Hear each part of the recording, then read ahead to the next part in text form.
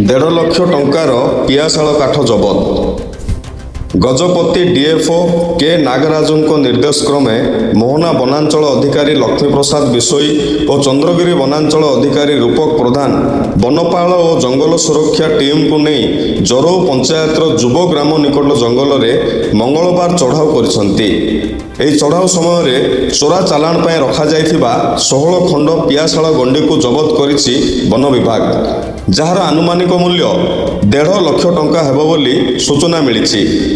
ଏହି ଅଞ୍ଚଳରୁ ହଜାର ହଜାର ଗଛ କାଟି ଜଙ୍ଗଲରେ ଗଚ୍ଛିତ ରଖି ବଡ଼ଗଡ଼ ଦେଇ ଗଞ୍ଜାମ ଜିଲ୍ଲାକୁ ନିତ୍ୟ ଚଲାଣ ହୋଇଥାଏ।